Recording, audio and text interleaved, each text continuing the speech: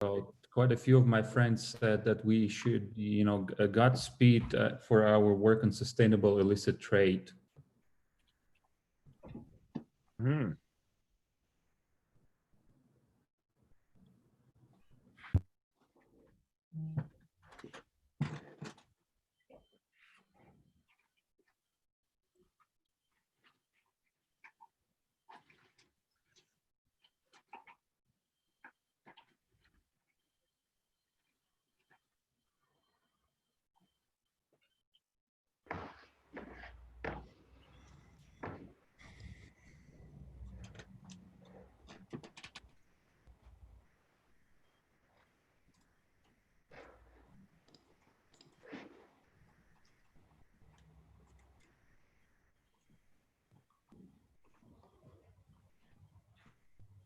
Carlos, are you there? Yeah, I'm here. You hear me? Yeah, I will start broadcasting in 1 minute. Huh? Yeah, 1 minute, and I will start presenting the panel. Yeah.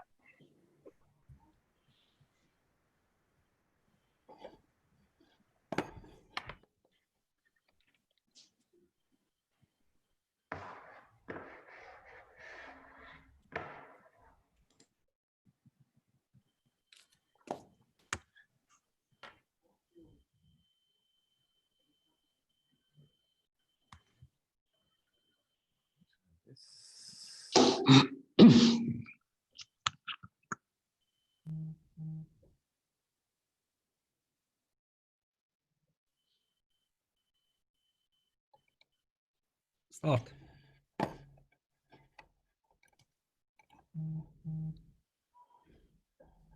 Hello, everybody. I would like to welcome everybody to this webinar on the impact of illicit trade on the sustainable economy, the Anti-Illicit Trade Declaration, and tech transparency. So as we started 3 months ago, WISEKey and the Oyster Foundation, in cooperation with the Zermatt Summit, is organizing a series of webinars addressed to the issues related to the illicit trade. And now, today, we are very glad to launch the first one with an amazing group of speakers that will cover the different issues related to illicit trade, both into the anti-illicit trade process of protecting consumer and protecting governments. We will talk about technologies that they are available in our days. We will talk about policy, about governments, relations, and how we all together can reinforce an international partnerships to move to concrete actions. So I would like to introduce the panelists. We'll introduce all at once, and after we'll give the floor individually to each of the panelists to cover the subject. The webinar is being recorded and is being transferred live to YouTube. So you can also follow us in YouTube. The webinar includes a Q&A, so you can send us questions. Those questions will be moderated by our team, and those questions will be asked to the panelists, both during their presentations, but also at the end of their presentation. So I will have to, I'd just like to introduce the speaker. I have the honor to have with us today, Teresa Moreira, Head of the Competition and Consumer Policy Branch of UNCTAD, the United Nations Conference for Trade and Development. Hello, Teresa. Christopher Wasserman, President, Zermatt Summit Foundation in Switzerland, Zermatt, Switzerland. Bruno Massier, President, World Trade Point Federation, accessing us from Madrid this time. Alvise Giustiniani, Vice President, Illicit Trade Prevention, Philip Morris International from Lausanne. Daniel Karimi, former Deputy Head of the Center for the Fourth Industrial Revolution in China, World Economic Forum, Beijing. Jeffrey Hardy, Director General at Transactional Alliance to Combat Illicit Trade, and Johanny Grossman, team leader, Illegal Wildlife Trade, Basel Institute of Governance. So thank you very much, ladies and gentlemen, for being with us today. And I open the panel. Each panelist will discuss about 5 to 7 minutes. And then we will give some time to the Q&A. We'll give something like 45 minutes on Q&A. So Teresa, thank you for joining us. You're from UNCTAD, the UN specialized agency that is very much focused on working on illicit trade, but also illicit trade prevention from the consumer perspective. But we know that illicit trade threatens the achievement of the UN Sustainable Development Goals, which it is a top priority for our host.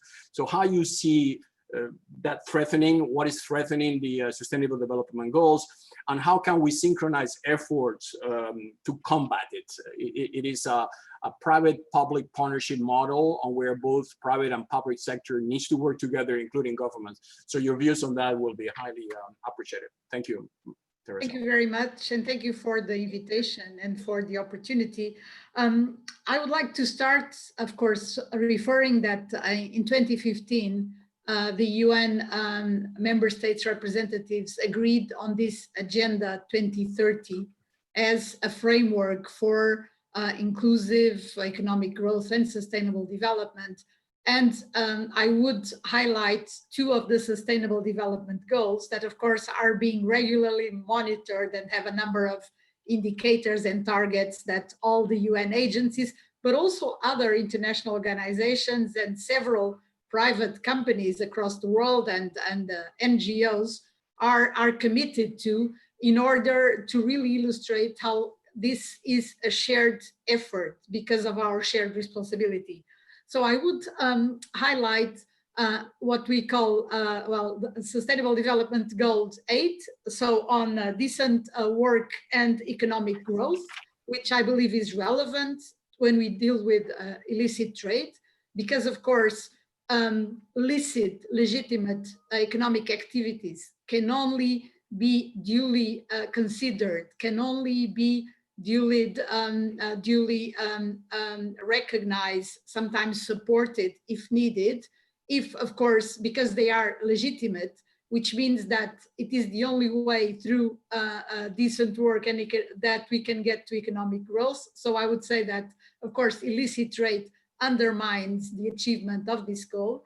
And also SDG goal 12 on responsible production and consumption that appeals both to businesses, manufacturers, distributors, services providers, even of course responsibility, but also to consumers. So that is twofold. It aims for supply and for demand. Allow me also to mention SDG 17, so the final SDG, which is about partnership for the goals. Again, underlining that we can only move forward as the world collectively and with joint efforts. So I think it's very interesting that you have a panel representing different views and different stakeholders that are all necessary. Let me add that according to the latest statistics, illicit trade drains 2.2 trillion from global economy every year, nearly 3% of the world's economy, and it is a threat to our health, to our security, to our environment, and to businesses. According to the to statistics, at least 170,000 children may be dying from pneumonia every year because they receive bad drugs to heal them. On the environment front, I think that the estimate annual retail value of illegal logging makes it the world's most profitable natural resources crime, which has everything in what concerns tax revenues, sales and exports, okay, and also of course, unfair competition in a way. And also on the manufacturing side, of course, so OECD reports that there has been an increase of more than 80% in less than 5 years, that is to say from 27 to 2013, which represents 2.5% of world trade. So I think this shows how illicit trade shadows multilateral international trade, and of course UNCTAD, as other international organizations, being so committed to the success of the multilateral trading system. This undermines our efforts, our work, and of course prevents us from fully achieving the Sustainable Development Goals. I think I would only say more, Carlos, that there are a number of international organizations that are doing relevant work towards this topic. I would mention the CITES Convention on International Trade in Endangered Species of Wild Fauna and Flora, because currently I'm also overseeing the Trade and Environment branch of UNCTAD. The UN Office of Drugs and Crime, of course, tackles with illegal drugs trade. The World Intellectual Property Organization covers obviously copyright and other IP rights infringements. And the World Health Organization, of course, is very concerned with fake drugs. And I think the current pandemic has already shown that in a number of cases, misleading advertising to fake products that could help you prevent getting infected with COVID-19, I think are very, very timely examples. Let me just finish now by saying that UNCTAD has organized since, well, last year, an illicit trade forum. We actually had a very interesting meeting earlier in February this year.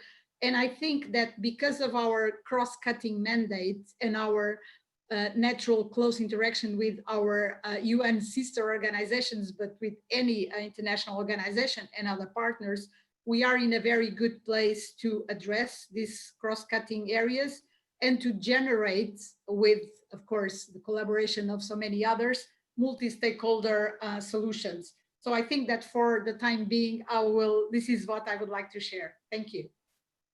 Thank you very much. Thank you very much, Teresa. Very, very to the point.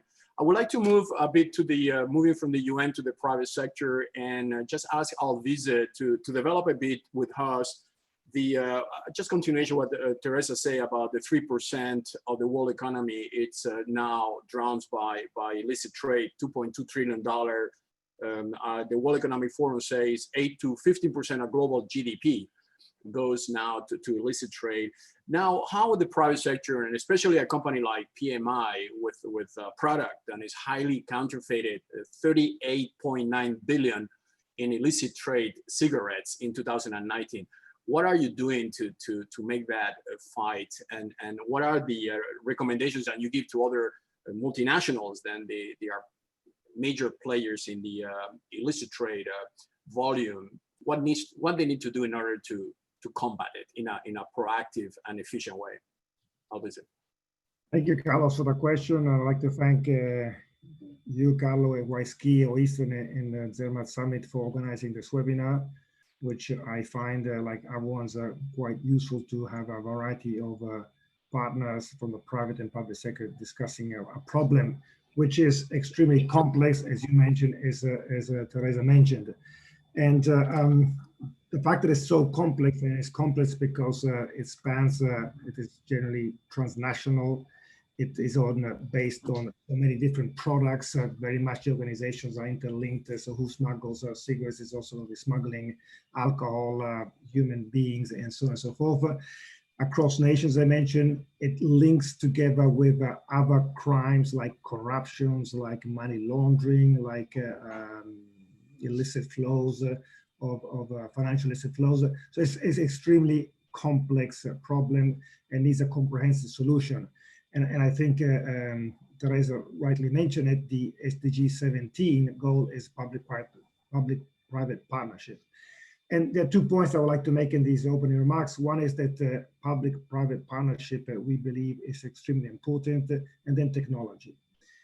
Public-private partnership, so yes, what can Philip Morris do, but we are one of the pawns, one of the elements, but clearly alone we cannot do too much, and we really believe in this public-private partnership to get different actors fighting against illicit trade.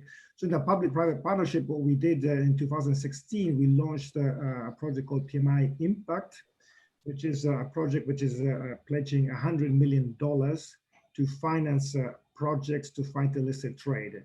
And it's not only illicit trade on cigarettes, but all forms of illicit trades. And the reason being is that, as I mentioned, the illicit trade is interlinked. It's often in the hands of transnational criminal organizations, and they will be smuggling anything that makes money. And therefore, this project is finance projects of all forms of illicit trade. It is on 3 different funding rounds. So we've gone through 2 funding rounds. So far there have been 60 projects financed across, I think, 28 different nations for a total close to $50 million. And I'm happy to see that two of the grantees that won these funds are here present in this meeting. And therefore, I really think this is a sign that this PMI Impact project is working in creating a network of private and public partnership in order to fight illicit trade. I think this is extremely important. Once again, we can do something, but the public-private partnership is much more stronger. As somebody said, nobody is perfect, but a team can be. And the second point is on technology. I am a strong believer that technology, while it's also used by organized crime, it does create transparency. That the amount of data available, the fingerprints, the technology that people leave and technology picks up is humongous, and therefore there are so many then fingerprints and that create a perfect situation to find the criminal. So I think technology creating this transparency and all of this data, it is something that in the long run, of course, is back and forth because it is a bit of a cat and mouse chase. In the long run, I do believe technology is a strong ally to fight illicit trade, to fight money laundering, financial illicit flows, and also corruption. Because I believe in the same token that you can corrupt a person, more difficult to corrupt a machine. So comes of technology, one of the projects, once also again, is a public-private partnership, is what the EU did in the last years, introducing a track and tracing systems for all packs of cigarettes and all packs of tobacco, so also loose tobacco. So each pack of cigarettes has a code, a unique code, and then the code is linked to the bundle to the master case, and that is tracked from the producer down to the point of sale. And that's for all tobacco products in Europe as of May 2019 in all member states. And I think that's a great usage of technology, and hopefully then this will be extended to other member states, and then there'll be a network around the world, so all the UN and the member states that have signed international agreements to fight illicit trade will also adopt a track and tracing system, and that will slowly but surely, in my view, help fight illicit trade. I'll stop it here, Carlos, because I know that we have quite a number of panelists, and there's also going to be quite a few questions. Thank you, Alviso. We'll come back to you individually later in the second round. I think yesterday I participated, I don't know if you guys did also, to the Great Reset webinar from the World Economic Forum. And there was a lot of discussions around the need of multi-stakeholders to work together. Basically, we are in a situation that a major reset, the Great Reset, needs to happen, and that requires every single institution to reconsider the way they work and convert that into a more effective way. And obviously, using the fourth industrial revolution technologies and the digital transformation requirement that this implies is a way to go. So I fully agree that the combination of technologies, knowledge, and experience will be required. So maybe, Jeffrey, I mean, you run one of the most effective organizations in the world combating illicit trade in a very proactive and factual way. Maybe give us your insight. Where are we now in this problem? And also, I have some specific question on the current COVID-19 pandemic. Is this profiting the bad guys, or are they losing customers because everybody's locked at home and it cannot travel? What is the situation? What is the status of the situation as we speak now? Well, thanks, Carlos. So far it's been interesting panel discussion so far. I mean, you know, I think the number one situation is raising awareness, because, you know, we've been doing this for several years now, and a lot needs to change. It's not just about the pandemic or the virus or the impacts on legal trade or illicit trade, but we've got an uphill battle in terms of helping governments understand the interconnected nature of the problem and how that the effects ripple through the economy, like Teresa was talking about earlier. I mean, the effects of on illicit trade are on public health, on environmental sustainability, on economics, on security, on prosperity. So we have a lot of work to do. And in a way, we've been sidetracked in that work by the lockdown and the global fears that are spreading because of the virus. But I think there's also some important lessons that we're learning during this time, including how illegal operators will seize any opportunity. Really, the world, our neighbors, and our neighboring countries are facing perhaps, the greatest, health challenge that this generation certainly has seen ever. And meanwhile, illicit traders are aiming to profit from these fears. So, I mean, what we've observed is not all forms of illicit trade really are being impacted, but there's certainly some areas where the situation has been very acute. And I think a lot of that comes from some of the things that we've observed that are happening here is because of the virus, there's limited supply. So that's limited supply of legal products. And whenever there's a limited supply of a legal product, it turns, people to look for alternatives. I think that we've also seen reports from various governments that law enforcement or customs agents are distracted, or they're confined and not able to effectively do their job, which opens the door for illicit trade, more illicit trade. I think we're seeing the same thing with some of the corporations. Many companies, spend a lot of money and effort on brand protection and, raiding, factories. And that has been reduced or confined because of the lockdown. So you're seeing a little bit of the criminals having a holiday in a way, because the people who are normally trying to stop their activities have been distracted or confined. Speaking of holiday, something else that we're observing here is a little bit of a holiday effect. And we've documented this in the area of counterfeiting, for example, where someone's on holidays and they might be more inclined to buy a pair of counterfeit sunglasses, but they wouldn't do that at home or in their home markets. But I think everyone's confined to home, everyone's shopping online, everyone's sort of feeling like somehow this isn't real and this situation isn't real. And I think that creates a situation where people are more inclined to purchase a counterfeit or a substitute. There's also less disposable income, which drives people toward illicit markets. And then, like I mentioned, there's more shopping online. I think we really need to look at that situation intently because there's already a major problem online shopping of fraud, and we're seeing that in multiple product sectors. So those are some of the observations that we have that we've made so far. I mean, I can talk about some of the sectors: pharmaceuticals, personal protection equipment, and alcohol in particular. But why don't I pause for a second as moderator and see whether you want me to go on there or move on to another speaker. Yeah, Jeffrey, I'll get back to you later on the health sector, because I think this is an important one, especially in the current situation. Maybe just so we cover as much as we can in this first round. Juhani, the Basel Institute on Governance, I mean, two major issues happening, which I think you must cover.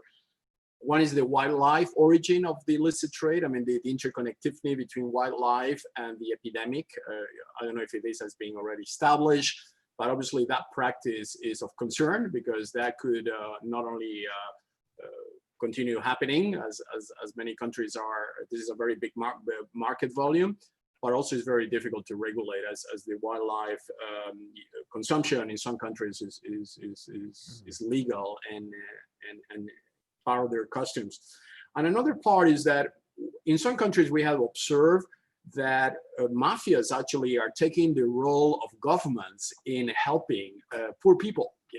We see what is happening in the Brazilian favelas and many other places. And sometimes people are actually trusting more the capability of this underworld to solve their problem than their own government. So this trust deficit that we are facing now in government, is that something that it is a concern from your observation? And how can we bring back the trust to where it really belongs? Thank you. Thank you, Carlos, and the other panelists. Thank you very much for the invitation. Yeah, these are fascinating issues to discuss, and I really appreciate the insights of the other panelists because we're coming at the same issue from very different perspectives, which is, I suppose, the purpose of this event. We're an anti-corruption group, so we're an NGO based in Switzerland that focuses on all aspects of fighting corruption, including the enforcement and the prevention side, as well as the collective action and public-private partnerships. And we are applying these anti-corruption tools to environmental crime in general, and in particular, the illicit wildlife trade. Because, well, for several reasons. This is kind of an unusual combination, right? But we do so for several reasons. One is that the scale of the illicit wildlife trade is gigantic, actually. The UN estimates put it at between 7 and 23 billion dollars a year. We see global supply chains. We see a wide array of very complex species. And we see a situation where the differentiation between legal and illegal trade is quite difficult at times. And of course, Carlos, as you mentioned, most lately, the security risk, the health risk that came along with the illegal wildlife trade is on everybody's mind, right? I did a check the other day about how frequently people are searching on Google for wildlife trade or wildlife markets, and that has increased drastically over the last few months. The searches for pangolin have increased 10 times in the last 3 months. Who knew what a pangolin was in 2019? So yeah, the issue is really at the forefront of everybody's mind. But what we see, like other illicit trade, the illicit wildlife trade is really empowered by corruption. And this is, of course, where our expertise comes in. We see that poachers bribe rangers to get access to parks. We see that law enforcement officers get bribed if the poachers are caught. We see, of course, the bribing of customs officers and port officials so that traffickers can move their goods. And we see that, and this is crucial to this particular health crisis that we're facing, we see that in destination countries, health inspectors are being bribed to enable sellers to continue flogging their dangerous goods. And so cumulatively, we think that corruption has basically enabled what was a low-level poaching, sometimes subsistence poaching, has allowed that to mutate into an international criminal enterprise. And that's, of course, again, very similar to some of the other types of illicit crime, illicit trade that we see here, that we're discussing today. And the recognition that these two things are inherently linked was made just today, in fact, by the Financial Action Task Force, which issued a long report on the connection between the illegal wildlife trade and corruption and money laundering, as well as the OECD, which issued a statement recently, the G20, which issued a statement as early as 2017. So this is an established connection. And so what we try to do is we try to follow the money. We try to go beyond the initial poaching that takes place and try to roll up the criminal networks that stand behind that. We do that by embedding experts in wildlife law enforcement agencies. And we really appreciate the support. We're one of the 2 grantees on this panel from PMI Impact, and we really appreciate that support because it's been crucial in establishing that connection solidly. And Carlos, you asked about this PPPs and the importance about the relationship between the private and the public sector. This has been actually, I would argue, a success story where the private sector has become very engaged, in particular the financial and the transport companies, which are crucial to enable the illicit wildlife trade. Without the financial sector, they can't move their money, they can't pay for wares, they can't receive payment, they can't launder their proceeds, they can't safeguard their assets. And without the transport sector, of course, they can't move any of their goods, as we see right now, where passenger air traffic, which is a major contributor towards moving illicit wildlife, has basically been cut off. And so what we've observed recently is that while the movement of goods has been made more difficult because of a lack of transport connections, we also see an increase in poaching because of the economic environment in many source countries having gotten even more difficult than it was before. And so what we expect is that we would see stockpiling, and then as soon as the market opens again, probably a flooding of the markets. So I'll stop there for a minute, except maybe I'll just talk about trust for a second, because of course we have big trust issues here in government, where basically governments are not taking the illicit wildlife trade serious enough. And many scientists, I'm not a scientist, but many scientists argue that this has been the cause of COVID-19 and all the economic hardship that came along with it.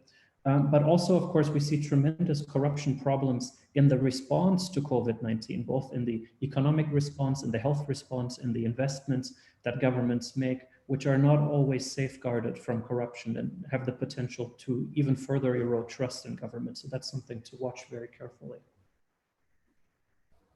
Thank you, Juhani. I'll come back later to you on that as well.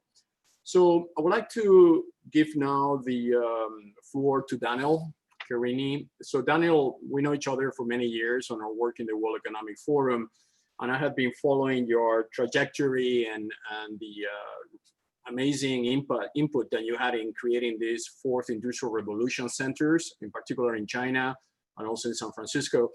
And you have been in the forefront of the technology by basically dealing with top CEOs from all the major technology companies in the world, both in Europe, United States, and China.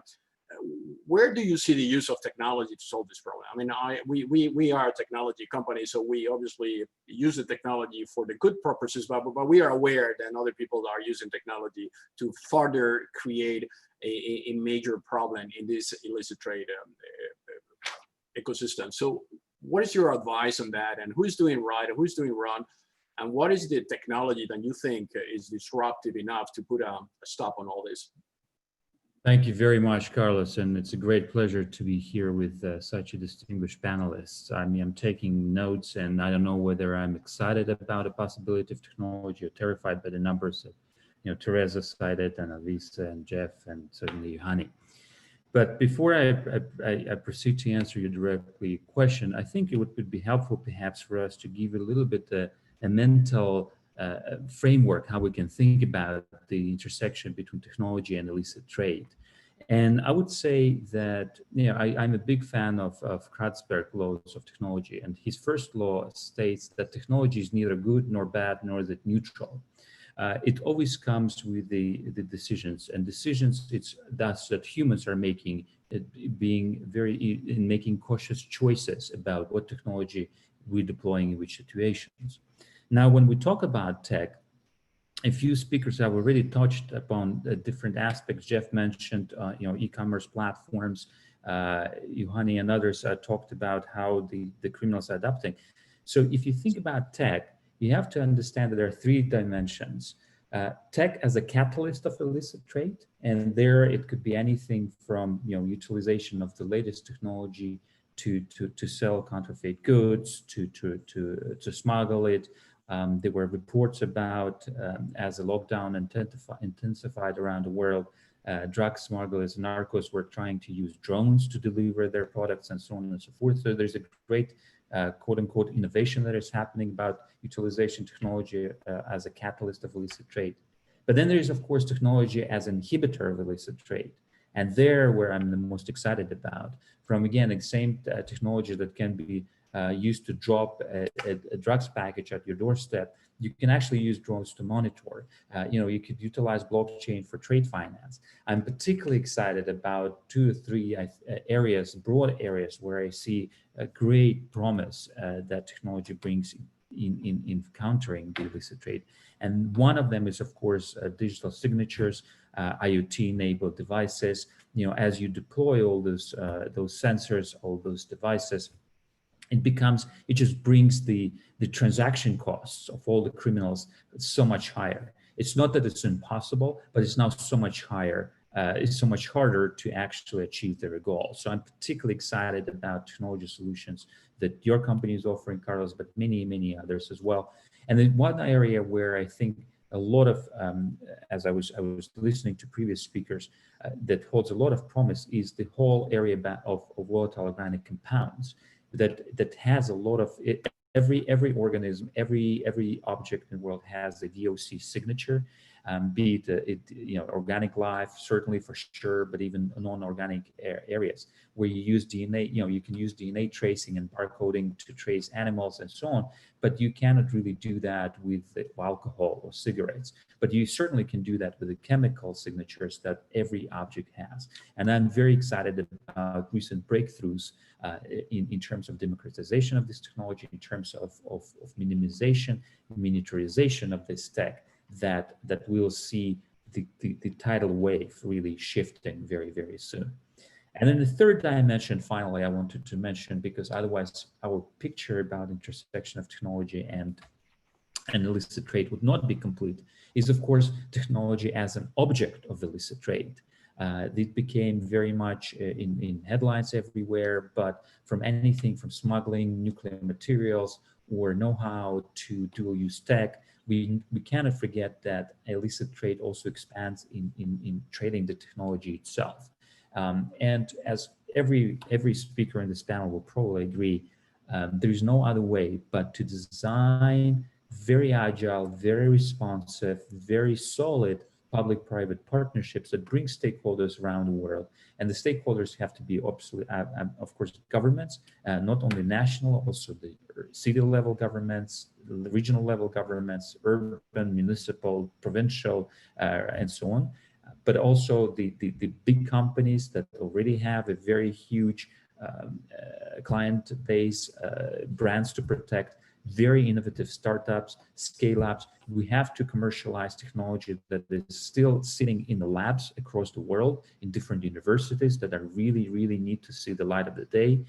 And we obviously absolutely mission critical the input from the civil society around the world and international organizations that can really help us scale it up and keep us honest as we are rolling out those deployments.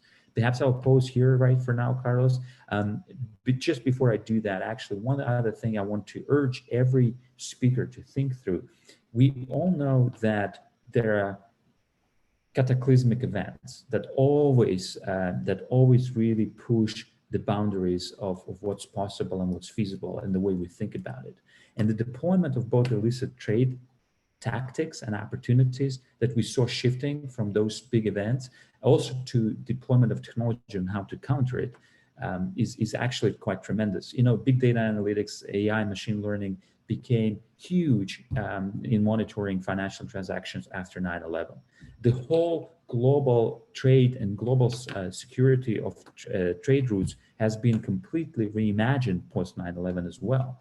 And I do trust that this current pandemic will force exactly that type of fundamental shift in the mindset of both criminals that will try to utilize it, but also of law enforcement officials and us clients, citizens, consumers that need to think hard and fast about what will come once things will quote unquote normalize. So perhaps here I will pause and look forward to the discussion. Thank you, Carlos.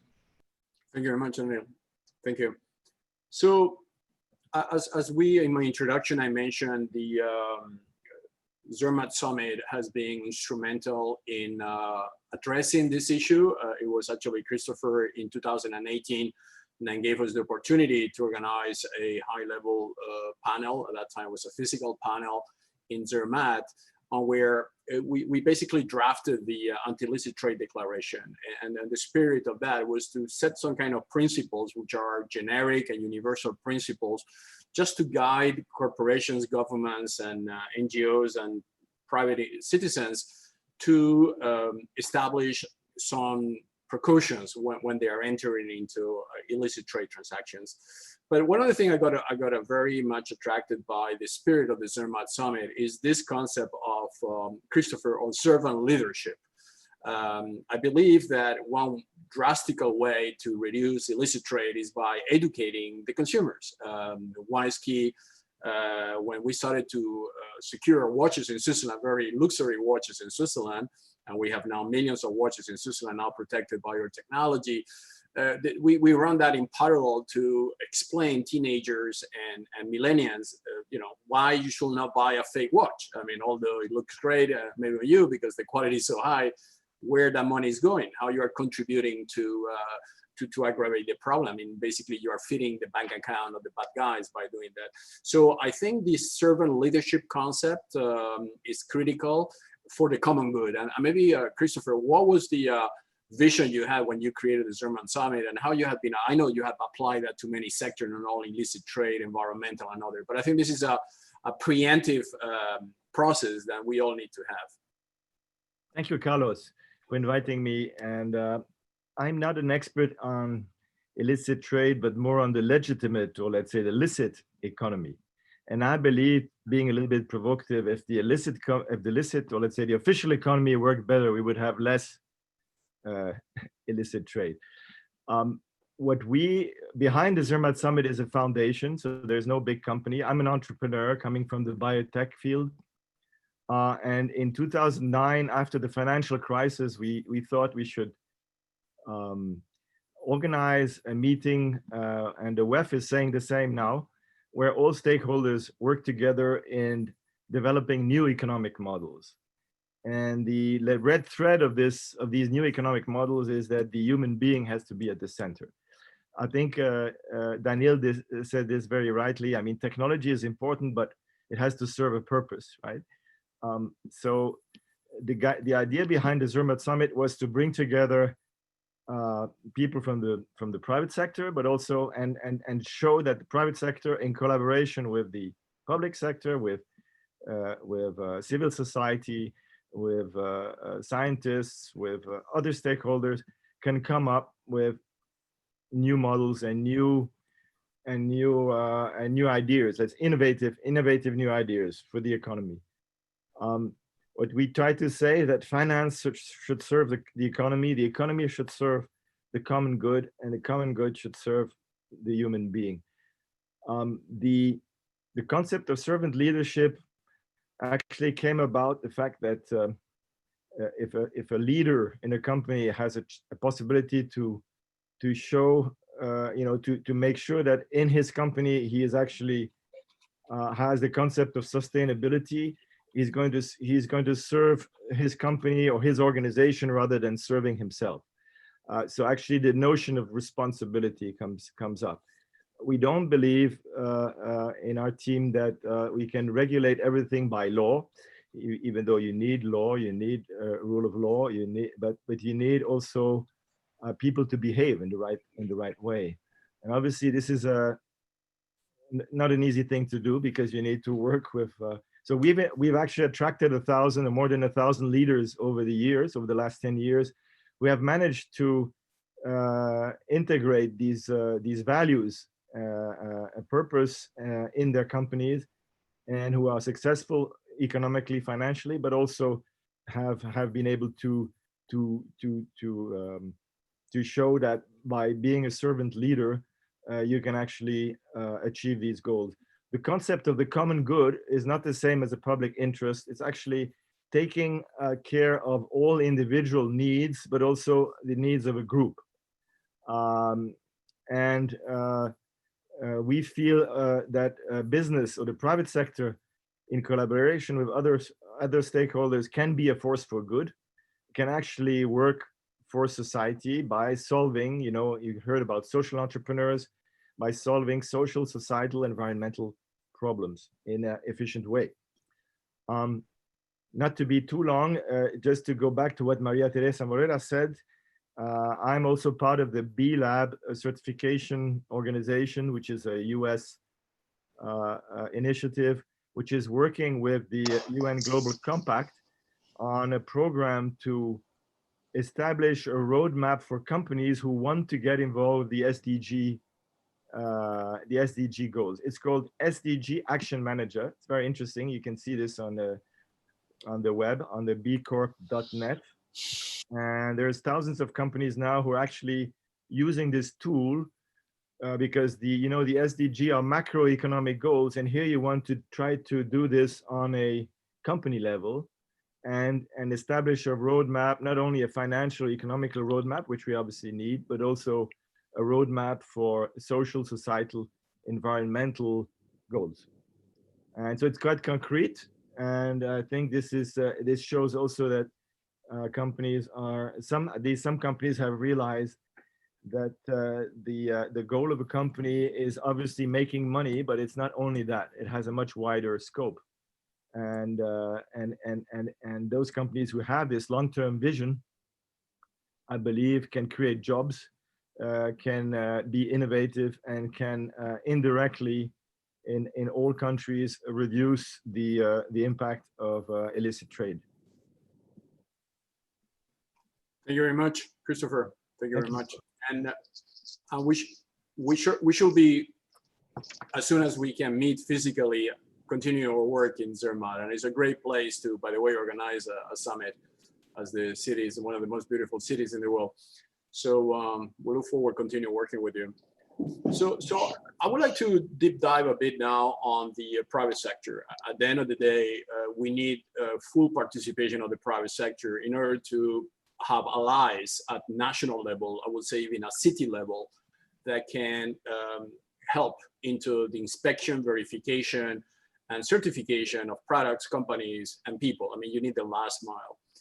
And we have here one expert that has been working over 20 years in this, first with the UN, as this project emerged as an UNCTAD project originally, and then was a spin-off in a federation, non-for-profit federation, which is basically to create electronic commerce centers all over the world, the trade points, the famous trade point. And Bruno has been the champion of this initiative in so many countries. And you have seen so many things in the last 20 years because you are in the front end on international trade. So Bruno, what are the good practices where we are doing this right? And what is your recommendation for private sector to join your network and further contribute to this, what I call essential last mile, because without that last mile, we will keep on the theoretical talk to act locally.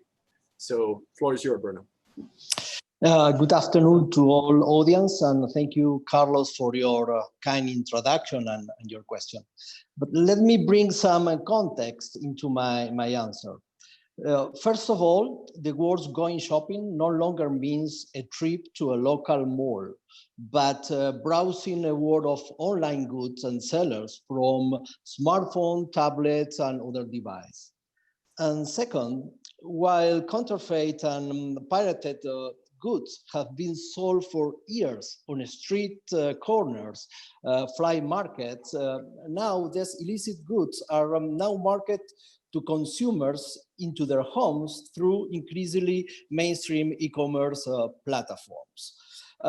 It is clear that selling counterfeit and pirated goods through e-commerce is a highly profitable activity. Why? Production costs are low, millions of potential consumers are available online, transactions are convenient, and also listing in a well-branded e-commerce platform provides also an air of legitimacy. This is why trade in counterfeit now stands, as all speakers mentioned, at 3.3% of our global trade.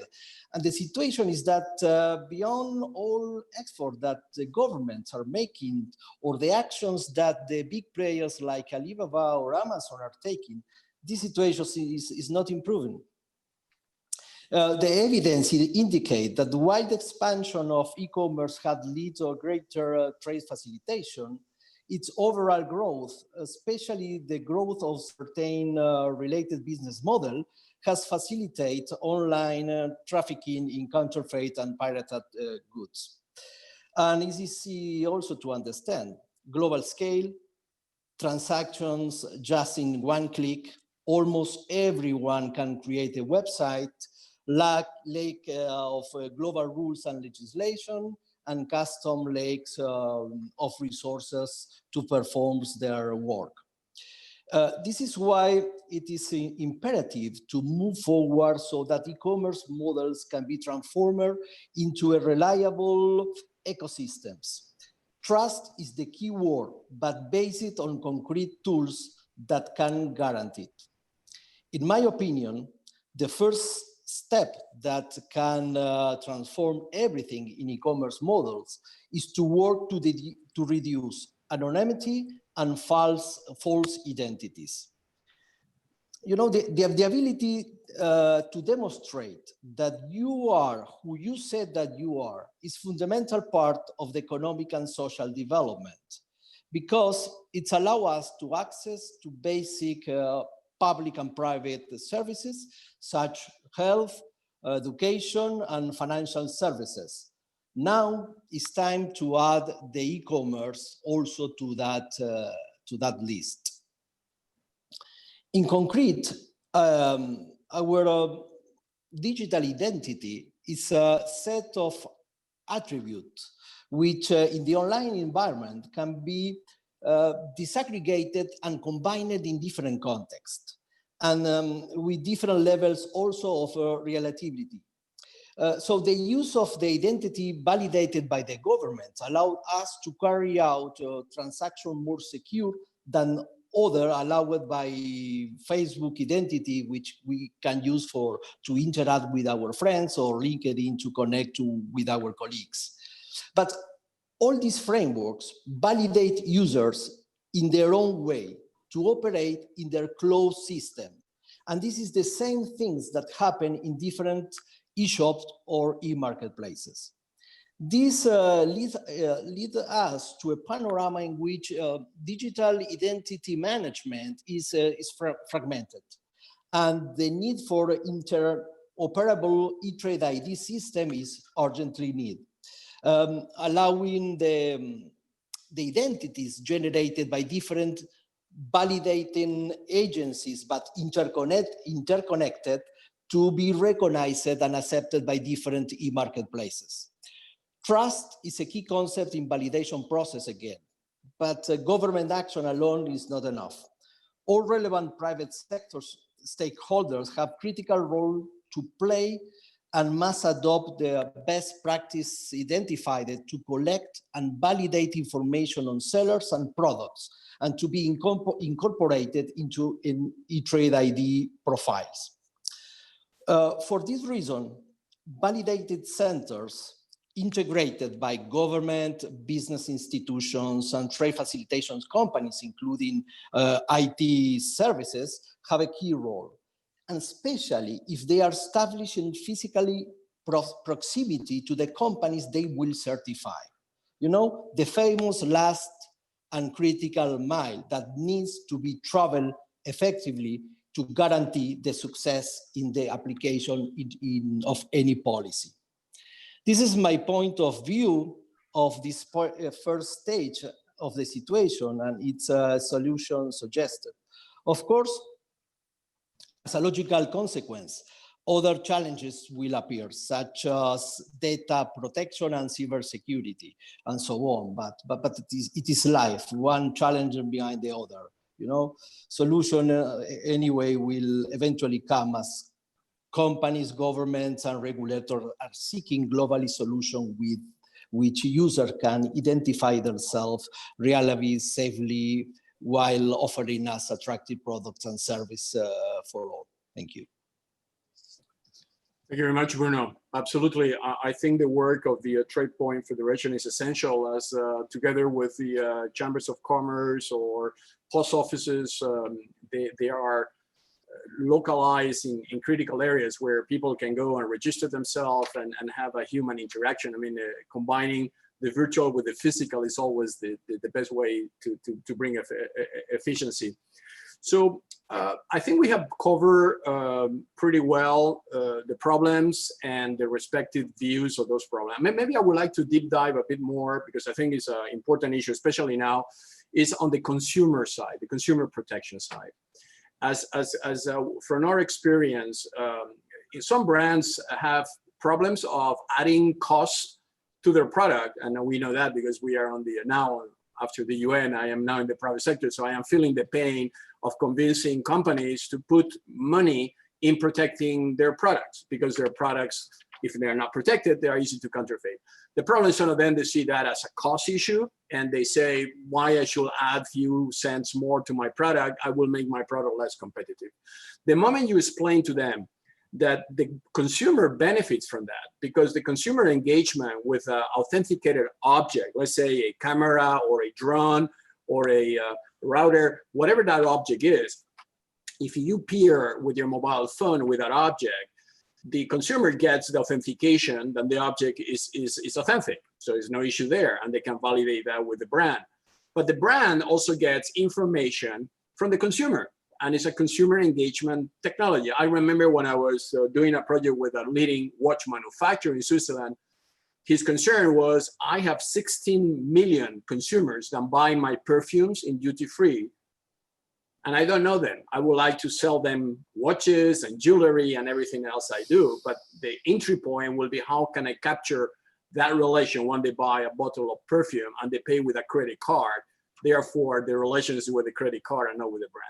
So consumer protection is also at the same time a consumer engagement opportunity. And I think there's where the money is going to come, to convince brands to put security in their objects as a way to reduce illicit trade. But anyway, I think we have a great expert here with us, Teresa, on the consumer protection and the UNCTAD mandate. You have a few slides as well to share with us on that. The floor is yours.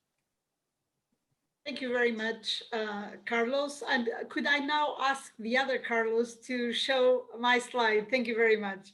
No, just to say that, well, among other things, UNCTAD is the focal point for consumer protection within the UN system.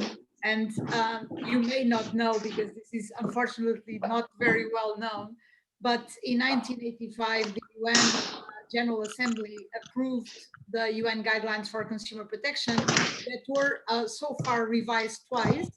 Once to add in 99 sustainable consumption, which I believe it's also relevant to this discussion. And let's say the largest revision took place in 2015, so it's rather recent.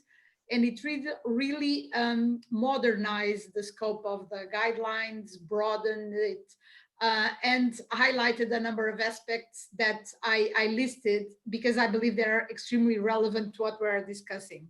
So first of all, we are all consumers, obviously, and we are all consumers also according to the guidelines when we buy goods and services for our personal consumption or for the consumption of our household.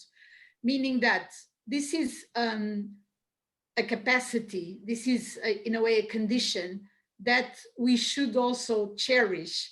And even though across the world, a number of jurisdictions have enacted consumer protection legislations, so of course, and governments are entrusted with the mandate to enforce consumer rights, for 25 years at least, there has been this increasingly, let's say, trend towards consumer empowerment, meaning that consumers have rights that should be protected by public authorities, that should be respected by businesses, by goods manufacturers, by services providers. But we as consumers also have a little bit the obligation of get information and of make use of the education, between brackets, of information campaigns of all possible means to make informed choices and to act in a responsible and sustainable way. And I think this is very interesting because, of course, one of the key consumer rights across the world is the consumer right to products that are healthy and safe, so to speak. And UNCTAD has actually started working on a consumer product safety because it's a very cross-cutting issue. Of course, it covers food and non-food products, but in a way, there are a lot of illicit products that are a danger, that are a hazard for consumers' health. And it is very important that consumers, but also authorities, of course, are aware of this. I also mentioned consumer information and education. I'm sure like several of us, and it was very interesting to hear that there were so many common points between all interventions. I do believe that awareness raising, information, and even education, not only of consumers, I tell you, also of businesses, of entrepreneurs, of MSMEs, of startups, I think that is vital. I think consumers are increasingly sophisticated all over the world because they have access to technology, as it has been very well pointed out. So this means that, of course, we can, with an electronic device, your cell phone, have access to information from all over the world, of course. Then we say, there's so much information available, how can I pick the information that is relevant for me? So this means to say that there is still, and there's always work to do in that front, but through consumer awareness raising, through consumer information and education, it is definitely possible at least to make consumers aware of the risks, of the negative consequences that come from buying illicit goods.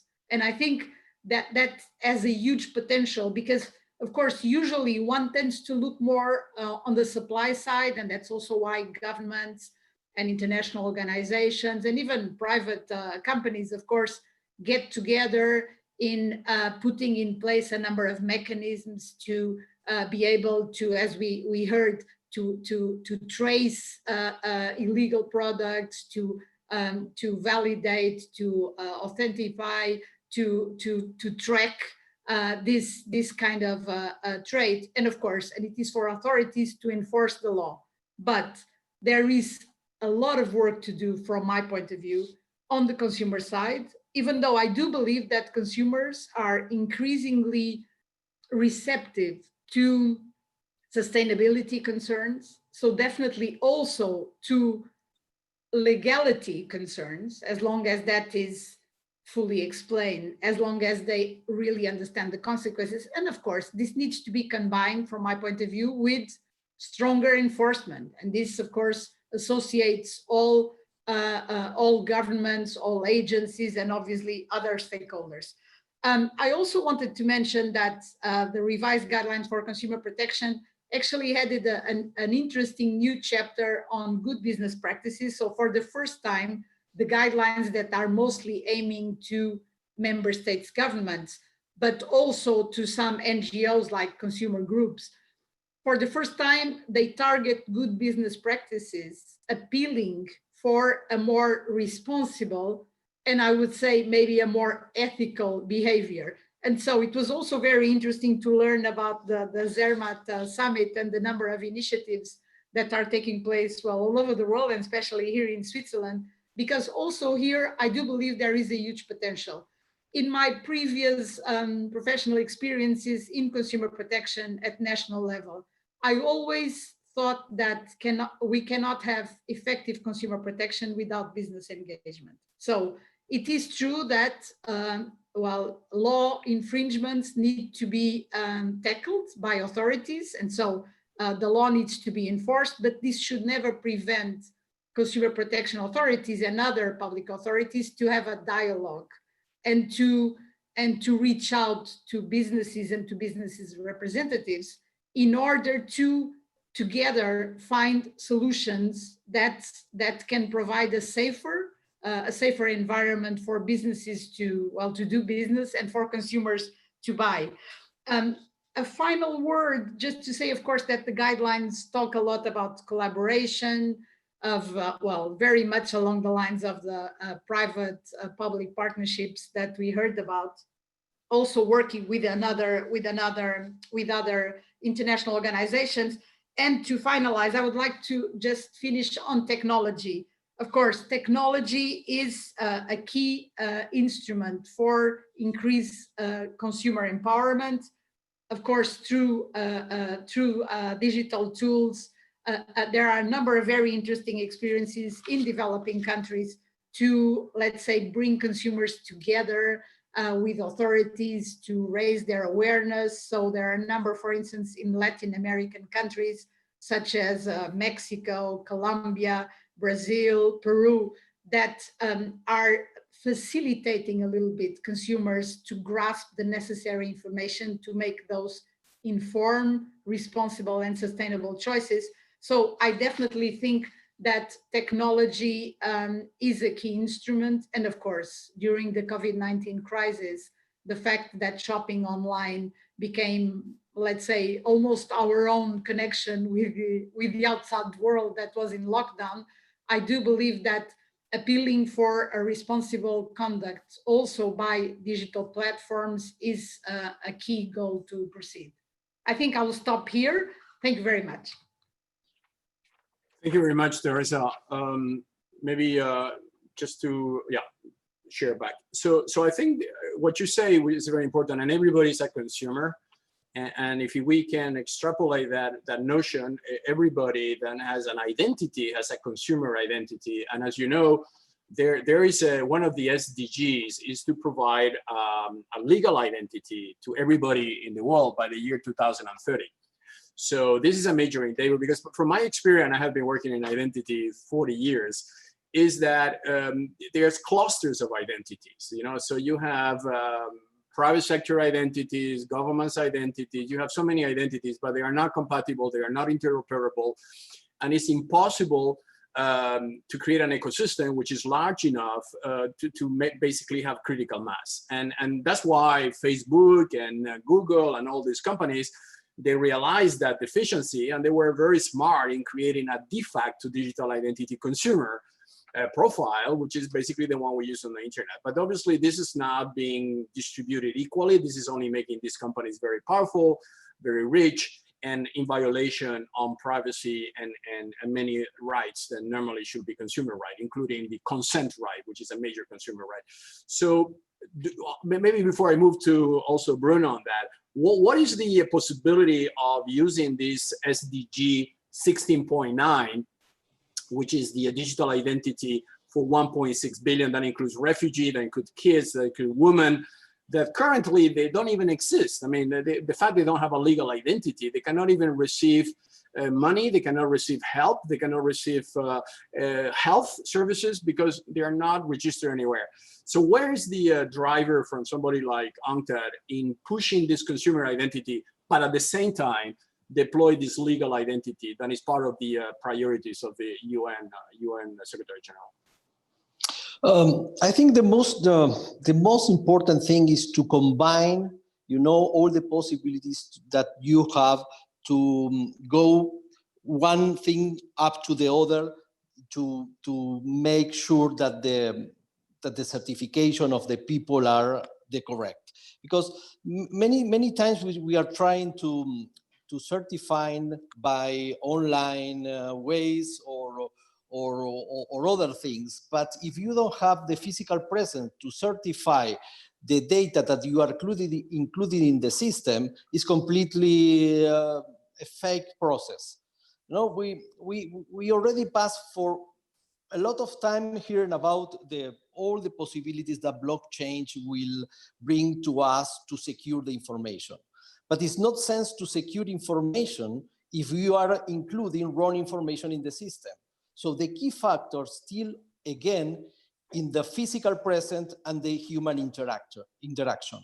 For that reason, if we want to link with all the development points, the most important is to have, from global policy perspective, a close linkages with the governments and other institutions who could bring your policy to the last person that needed. It's always the same that we speak about the last mile. If you cannot control the linkages between policies and the people that the policies will affect it, is missing action. And for that, many policies created at global level are never taking the final objective for which they will create it.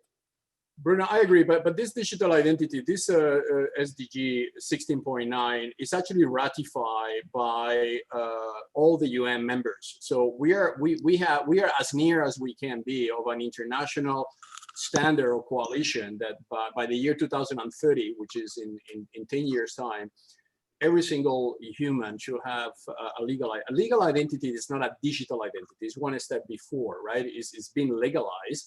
But obviously, in an internet economy, a legal identity is being issued digitally, so it will be a shortcut to create also a consumer identity. So, Teresa, what is your views as a UN official on that? Thank you. Well, that's a very difficult question. Of course, I'm familiar with the target and with the indicator. Let me say that what I think is that when you talk about a legal identity, of course, you are talking about, I would say, human rights, which go beyond then consumer protection, because well, our rights when we buy goods and services still relate to our role in the market. So we are still focusing on economic transactions. Of course, in some countries, consumer rights are very close to citizenship and so to social, political rights. But I do believe that when we talk about the identity, that is something that, well, comes, I would say, what comes first. I think the problem is that, well, it's in any case, I think it is a very interesting and important goal, not easy to be achieved, of course, especially with the migrants movements that we have been witnessing all over the world.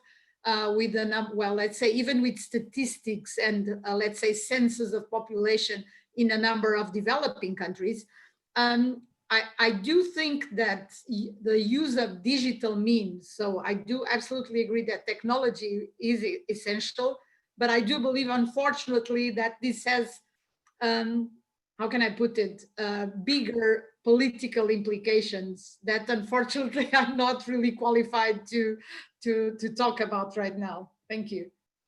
Fair enough, fair enough. I really believe that in few years' time, but in any case, by sure before the year 2030, a consumer protection will not be possible without a consumer identity, because how are you going to protect in a digital world? You need an anchor, you need a digital anchor into the platform in order to be protected. But maybe we can discuss a bit more. And I think, you know, during my UN times, as Teresa did, we visit many countries around the world, and we are very close to the problem. And I'm sure Jeffrey and Alvise and you guys have done the same. In some countries, the only way to make money is selling illicit product for poor people. So how you solve that problem? How do you diversify the person that is planting, you know, something in order to, how you convince somebody to stop doing something to put their effort in something else if there's not a business model for that else? I mean, poverty, it's one of the first activators of illicit trade and counterfeiting. And in many countries you go and they treat illicit trade and counterfeiting as a social cultural thing, which is less dramatic than how we perceive that in OECD economy. So some views from that, Jeff or Alvise? Well, I think you're raising an extremely good point, Carlos, because consumers sometimes are also the victims. And where we have what's called the conflict economies, where there's lack of rule of law, war areas, as you mentioned, Carlos, people survive since many decades, in a century, in trading. I wouldn't say illegal trading, but for them it's trading products from one part of the border, from one side to the other side. And I think also Ioanni mentioned today that in Africa, due to the crisis, people resort to poaching because it's the only way they can survive. So this puts an extra, another dimension, another element to the equation. And I don't have a quick and easy solution. There's no silver bullet, but for sure, the solutions need to be localized to take in consideration the situation in the specific area where you want to do this, try to tackle this issue. And it has to be a solution that takes in consideration all the elements and also what is possible for these people to survive. I mean, you cannot take away the illicit if they're going to be starving. And therefore, it has to be a solution with developing some kind of other legal economies or legal activities that people can survive. But it's not easy, but I'm glad you mentioned this point, Carlos, because often consumers are victims as well. And there is no global solution, but they have to be localized to take in consideration the specificities of this situation. Maybe but obviously, I remember in our discussions we had in other events that your example about how to incentivize farmers of not selling the tobacco crops to mafias, but rather to go through the official distribution. So how you incentivize farmers to do that? How do you go and explain a farmer that working with PMI it's better than working with mafias and injecting tobacco into illegal tobacco trade? Oh, this is one example, one specific example. You have to come with programs, and that's what we do, which are long-term programs where you help them in their business, and that means that you help them getting the right seeds, the right fertilizer, the right methodology to get more product out of their grounds, out of their small piece of land. You finance them because often they are basically stuck, that they don't have the funds to buy the seeds, the fertilizer to start producing, and they get then in the hands of people that are less scrupulous, and they will lend them the money, but at least then they have a tremendous interest to pay and so on. So they get stuck in that loop. So what we do is we help them do their job better. That also includes sometimes better places to live and schooling for the kids. But it is, but you have to work with the local network and the local social tissue that you have in the country to adapt this solution to the local needs. I think for me, there's no global solution you can implement. It has to be really local. Thank you very much. Maybe Giovanni, you on wildlife? Yeah. I was just going to add actually. I think it's correct, of course, that the lack of access to illicit trade that those people don't have. So because they can't access it, they engage in illicit trade, right? So sometimes we think of it as a pure sort of cost calculation, but it is actually much more complex than that.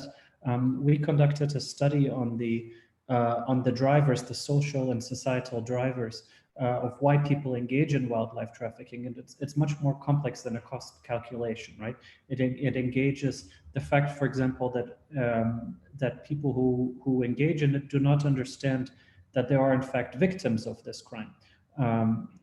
Animals are there to be used by humans. What's the big deal? So, and I would imagine that probably other illicit trade suffers from the same lack of understanding of that they are in fact significant victims. In some cases, it's even a moral right that people perceive.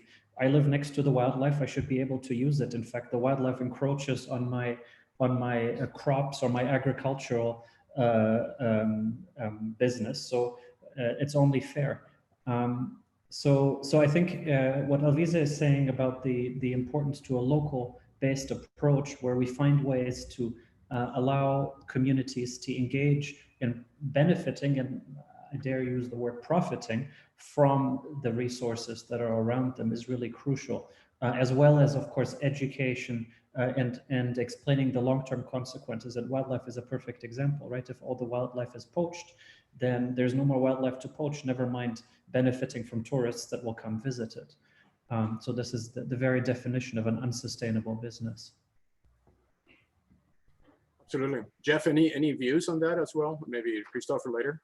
Yeah, sure. I mean, the original nature of your question was, where governments are allowing workers to, make an income through an informal market. And, you know, I think that, you know, the challenge of transitioning from informal markets to formal markets is a gigantic question. And it's bigger than illicit trade. But I do think that, you know, in those cases where this is where governments accept this informality or this be able to, you know, make income from illicit trade is, it's a minority, it's a small number of cases. And I think that those governments look at it as an easy way out, as opposed to actually formalizing their economy and putting the right economic measures in place. And I also think that in those places where that exists, or where the government accepts that as a mode of economic activity, is also connected to corruption, where those particular governments, they don't really have this incentive to formalize the economy because they're benefiting. And I think there are many, many examples of that. So that's why, you know, going back to this question of the SDGs, that's why we're so passionate about connecting illicit trade to the, you know, the global nature of the SDGs. And I think, you know, if we thought that that would be perhaps finally a compelling way to demonstrate to governments that there are dividends that can be paid, that they can benefit from by fighting illicit trade, because of all the things that we've been talking about. All this illegal activity is interconnected, from corruption to money laundering, right, to forced labor. So, and then to economic growth and security and organized crime. I mean, the list goes on. So I think I really think that fighting illicit trade can, you know, bring major benefits to governments, and it's up to us to show how that happens, how that they can benefit from that. Thank you, Jeffrey. I agree. Christopher, you want to say something? Very shortly, I think this COVID crisis has shown us that we need to have short supply circuits. You know, industries like automotive and global industries have suffered terribly because of lack of spare parts, because parts were manufactured in 20 different countries. The lockdown just completely prevented parts to go to the assembly lines.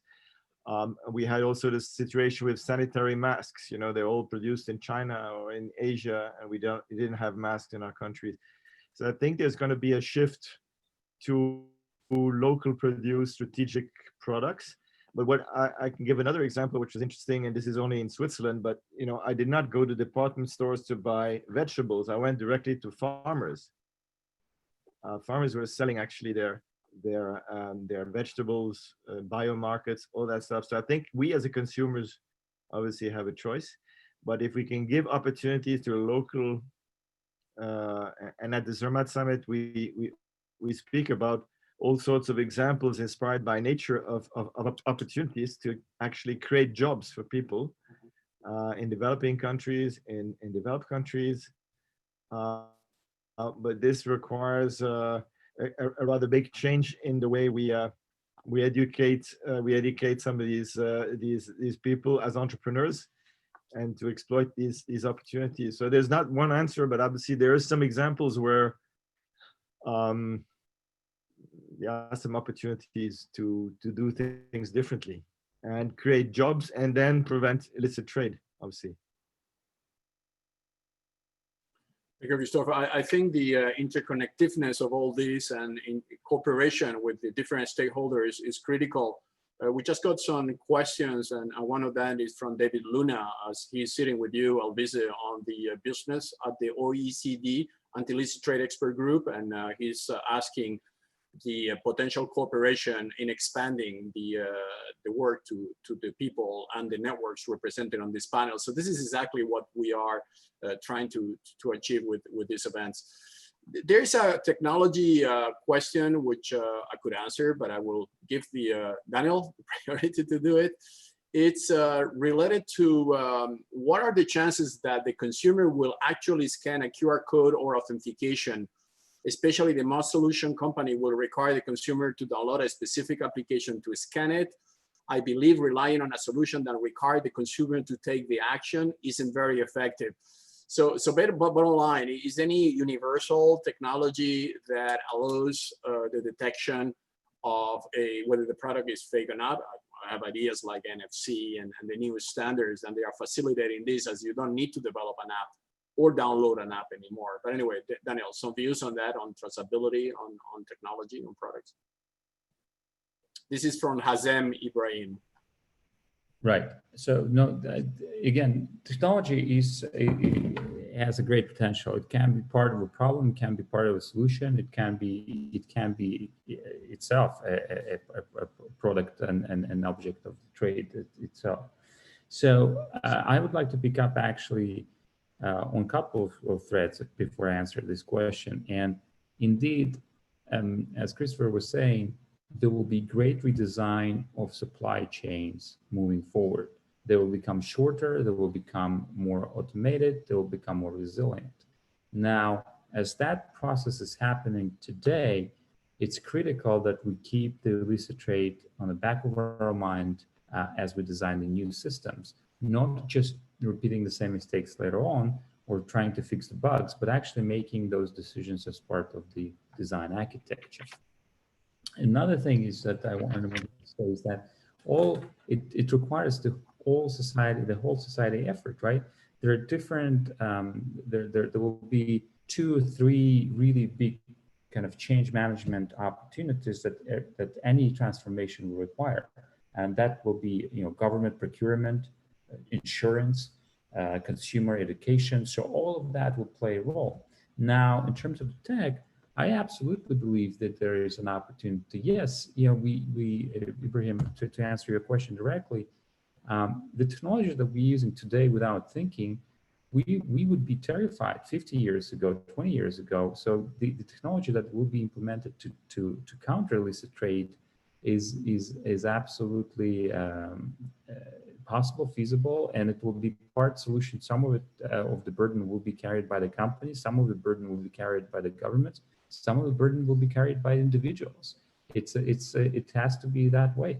The story that I always like to tell is that in London, in House department store, they installed the first escalator in the world in that store, and it took people really some time to adjust to self-moving stairs.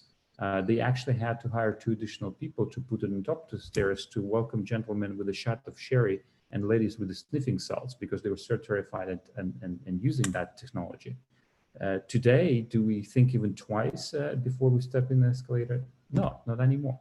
So there are different technologies that are offered across the world by very innovative companies, including what Carlos has mentioned, including VOC, including many others, through provision of digital identity. Because digital identity, one quick point I want to make, as we move in the IoT space, it's not only about the people anymore. How do you know that the device that is talking to you is actually a device it claims to be? So digital identity now has to be absolutely embedded in the Internet of Things as well as Internet of People. So perhaps I will stop here, Carlos. And another point, maybe, Daniel, is the role of the dark web into all this, right? Because we didn't take that into consideration.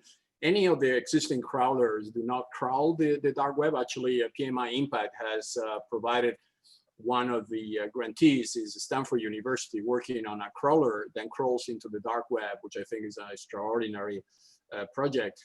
But a lot of the illicit weapons are being traded in the, this is a major issue. And the dark web is a phenomenal architecture that allows anonymously to do anything you want to do illegally with very little chances to ever be.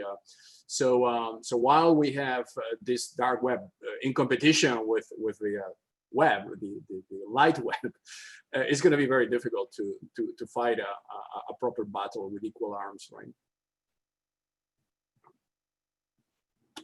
Okay, so we have more questions related. You have been answering some of the questions. Thank you very much, by the way.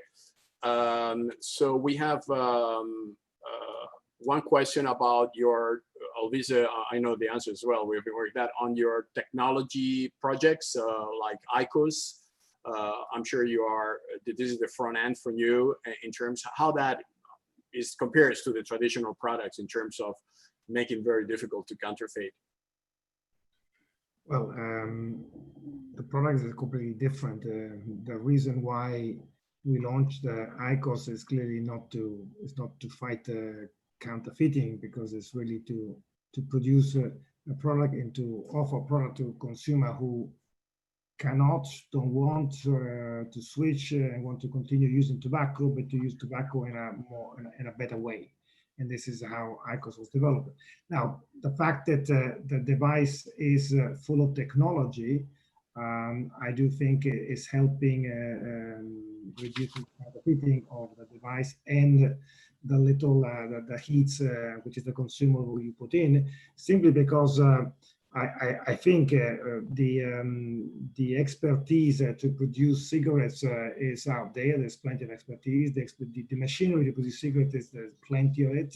Second-hand machinery. Machines to produce cigarettes can last 50, 60 years. Instead, for the new products, the technology is limited because it's in the hands of a few companies. And the machineries there are no big quantities of machinery in the second market. So all those things make the counterfeiting of our products more difficult, which is clearly a great side effect of this new development technology. I think that's true in many aspects for our products. You always have to keep one step ahead of counterfeiters innovating and introducing more sophisticated and added value products. So it's a good side effect, definitely, that we are finding that the IQOS is attracting less smuggling, less counterfeiting. Thank you very much. Okay, so we are reaching the hour and a half that we had with this roundtable.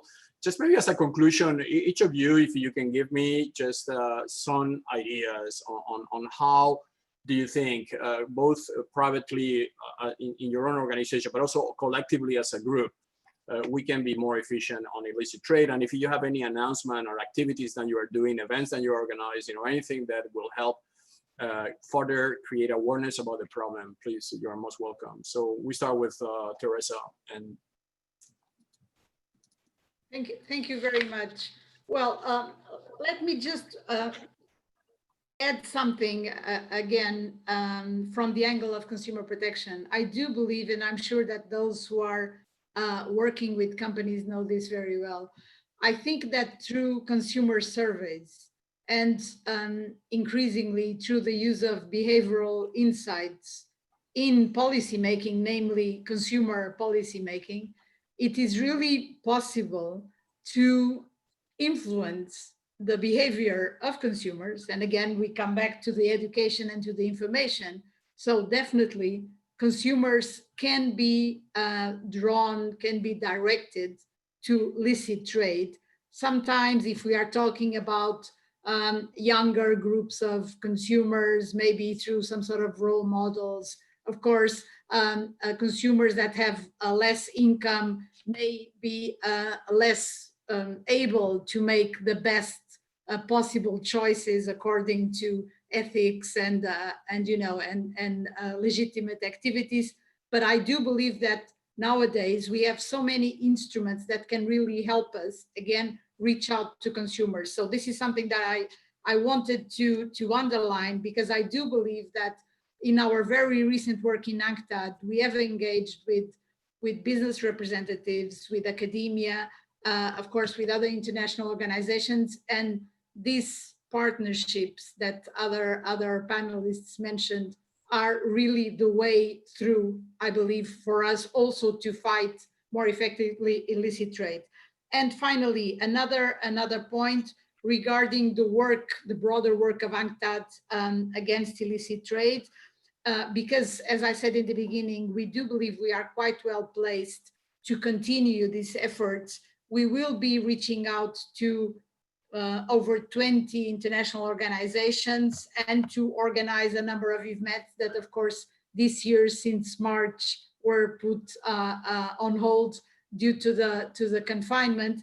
But I do believe that there is great interest in this topic, and we have heard just on this panel so many different stakeholders and perspectives. So I wanted to reassure you that UNCTAD stands ready to further explore this topic, and we'll be very happy to welcome you and to engage with you and your organizations in the near future. Thanks. Thank you very much, Teresa. Thank you. We look forward as well. Alvise, just going to say in order of the initial. Look, for interest of time, there is no easy solution. Like it's a very complex problem, so you need a comprehensive solution. I repeat what I said at the beginning, and what also Teresa mentioned. I think public-private partnership is a key to solve the issue, simply because the problem is just too big for any state, for any organization, for any international organization. You need cooperation. So for me, that is the most important thing. And simple things like this webinar, I think, are helping sharing information, knowledge, creating a network, and connecting people. Because if I would add a second point is people make the difference. And so connecting people is also extremely important. Totally. At the end of the day, it's personal engagement for sure. So Jeffrey? Well, you know, as I think it was Teresa who said in her opening remarks, you know, illicit trade is already a significant percentage of so many markets, whether that's illegal fishing, whether that's counterfeiting, whether that's 1 in every 10 cigarettes sold, 1 in every 4 bottles of alcohol. It's already a major problem. Post-crisis, yeah, I think really a lot of we're eager to get our sleeves rolled back up and get back to work, and whether that's working with UN agencies like UNCTAD, or whether that's working in national capitals addressing specific issues, and like we were talking about before, you know, the challenges of formalizing markets. It's big problem, and there's a lot that governments can achieve by cleaning up the illicit trade in their countries. I think that, you know, the list goes on of all the things that need to be done by strengthening customs or rationalizing tax policies. It's an endless list, right? I think though that two main takeaways perhaps from the crisis experience. There's one thing that's been mentioned here several times is the supply chain and how that's going to be restructured. And one of the things that has always allowed illicit trade to flourish is the vulnerabilities in the supply chain. And sometimes those vulnerabilities are common to, you know, multiple types of illicit trade. So I think coming out of the crisis, we would want to double down on that area, common vulnerabilities in the supply chain. And also online shopping. So I mentioned earlier, this is already a place where there's significant fraud. We're already aware of that. And to the extent that it keeps growing, it's going to create more opportunities for illicit trade. So I think the time is right really to double down on that. I think that Teresa spent some time talking about this consumer guidelines.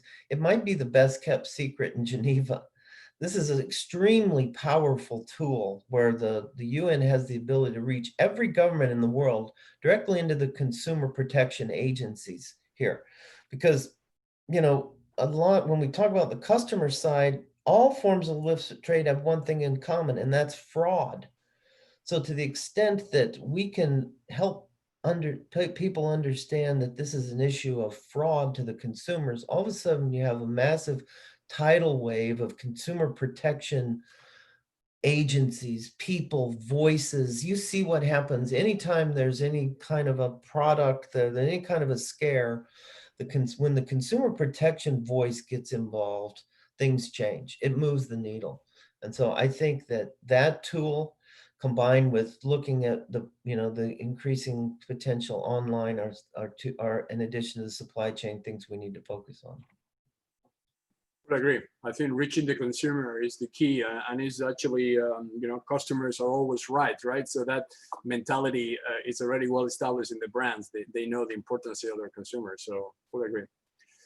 Juhani, some closing remarks. Yeah, thank you. I guess I would say that what we have to do is take advantage of the terrible disaster that is this current crisis. I think there is a reset happening, and that reset is not bound to last forever. Eventually, people will get accustomed to the new normal, whatever that new normal will be. But what we see in the illicit wildlife trade certainly is that there's tremendous interest in this issue and tremendous awareness of the risks that are associated with it, both among consumers, but also among firms that wittingly or unwittingly facilitate it.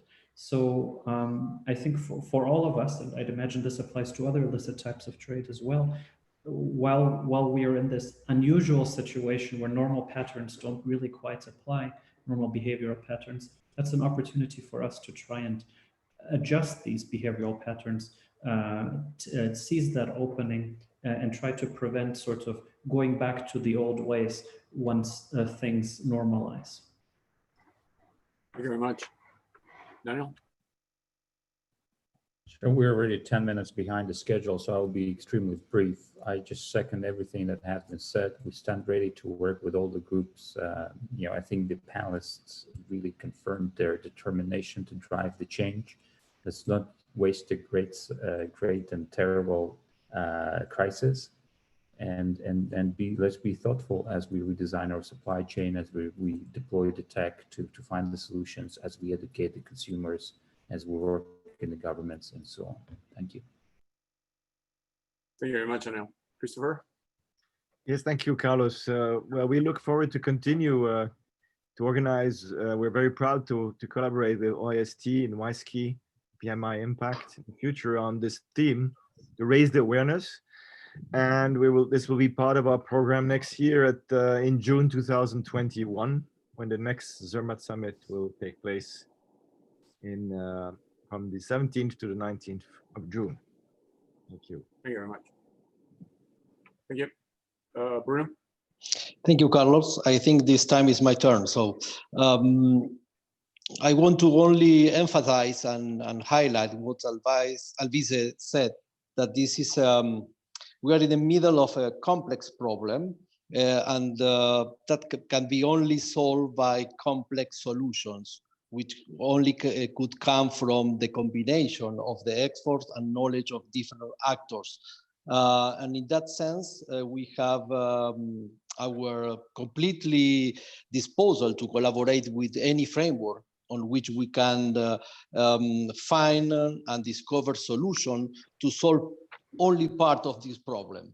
Our institution have a lot of experience combining the synergies from different actors, since we were created by different kind of members, means national government, regional governments, municipal governments, chamber of commerce, private sector. It was very complicated to put a single understanding between all that actors, because all of them were completely different. But it's the only way to find kind solutions could apply at global level. Thank you. Thank you very much. So I would like to now take the floor just to thank you all for what I know is your personal commitment. I know that this goes beyond your job. I know the fight against illicit trade is an emotional fight, first of all. We have to have that in our heart before it goes to our mind. So I thank you very much for that level of commitment. Just use as much as we can the infrastructure we have built. WISEKey is now a large company. We managed in 20 years to bring to the NASDAQ, and we are a success story. WISEKey has technology that can be used and is being used by millions of objects now. We announced the other day 1.5 billion objects already includes a microchip that we produce. So that means 1.5 billion objects, and they are not going to be able to be counterfeited because the technology protects them. And the projections of that is that we should be around the 25 billion in the next years to come. And OIST is playing a major role because the software part that makes a unique person or object digitally, which is the cryptographic root key, is already installed in 6 billion devices. So this is big numbers. We are one of the largest install base in the world beyond any of the multinationals. And OISTE is an NGO, is being related with the ECOSOC. We are working with Global Compact, and we are very much involved with the UN and specialized agencies. As the only role is to make this open and to anybody to use and to work. Actually, on this visitor, we have many UN officials that have joined us today. We have many permanent missions in Geneva as well that they are joining. We had 150 people, now we are 85. Some people left because we are beyond time. So we will continue doing those webinars with the cooperation of OISTE and CERMAT Summit and PMI Impact, which, by the way, I am one of the members as well of the PMI Impact expert group. And our intention, again, is to bring concrete solutions to this very serious problem that affects so many people. So I would like to thank you for your participation. All the information will be available in oiste.org website, including the copy of the video broadcast. If there's any questions, we will address to you. Next event, WISE-Key is organizing with the Geneva government a event by the end of July on the new applications that they are being developed for COVID traceability. So we are bringing a group of experts, people representing IATA, the airline companies, because that is going to be important for people boarding into planes. So we have been developing some technology that allows people to certify that they are not infecting other peoples and do that in a way that is not detrimental to their privacy. So that is going to be our next webinar. And that's all. I'd like to thank the team working, both OISTE and WISE-Key, CERMAT Summit, and PMI promoting this event, and you guys for your amazing participation. Thank you very much for your attention. And we will conclude here. All the best. Thank you. Bye-bye. Thank you. Thank you. Bye. Bye-bye, guys.